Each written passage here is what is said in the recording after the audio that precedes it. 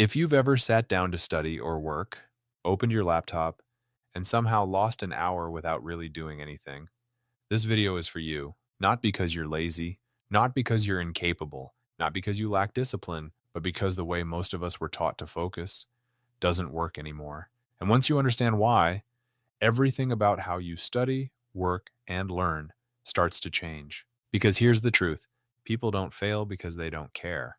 They fail because they're trying to operate modern minds in environments that quietly destroy focus. Most people actually want to do well. They want to understand what they're studying. They want to feel proud of their work. They want to stop feeling behind all the time. But what actually happens? You sit down with good intentions, you open your book or your notes or your laptop, and within minutes, your phone is in your hand. You're checking something real quick: a message, a notification, a video, then another. Then suddenly, the energy you had when you sat down is gone. You try to pull yourself back. You reread the same paragraph, you open and close tabs, you shift in your chair, and the whole time there's this low grade pressure in the background. Why can't I just start? Why am I like this? What's wrong with me? So you push it off. I'll do it later. I'll start after this. Tomorrow I'll do better. And later becomes stress, and stress becomes guilt, and guilt becomes avoidance. And eventually, studying stops feeling like growth. It starts feeling like failure. And that's dangerous because once something becomes emotionally heavy, the brain avoids it automatically. Not because you're weak, because that's how nervous systems work. So most people try to fix this the only way they know how. They look for motivation, discipline, willpower, better apps, stricter schedules. They try to bully their brain into cooperating. And sometimes it works, briefly. You get a burst, a good day, a productive night, but it never sticks because you're treating the symptom, not the system.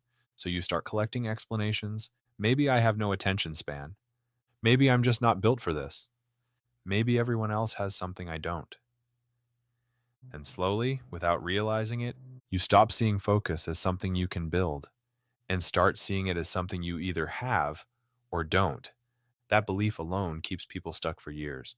Here's the part most people never hear: focus is not a personality trait. It is not something you're born with, and it is not something you force into existence. Focus is a state, and states are designed: your environment, your sensory inputs, your emotional posture, your physical setup, your mental framing.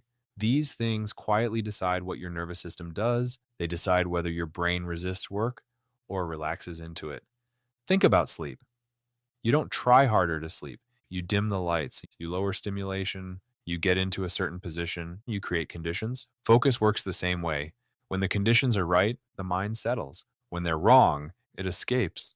And right now, most people are trying to study in environments engineered for distraction: phones, notifications, open loops, noise, clutter, constant novelty. Then they blame themselves for not thriving in it. And that's like trying to read in the middle of a nightclub and calling yourself stupid for not enjoying the book.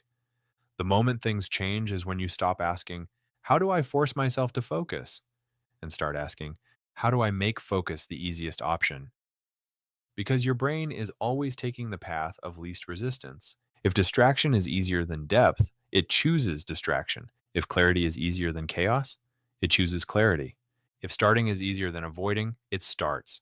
So real productivity isn't about pressure, it's about design. Designing your space, designing your routines, designing your entry into work, designing your exits, designing your relationship with effort.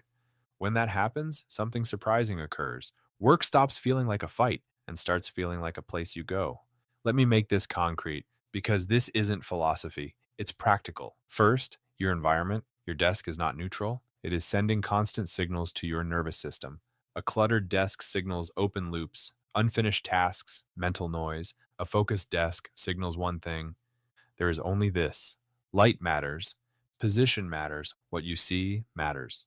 What's within arm's reach matters. These details don't seem important until you change them and feel the difference.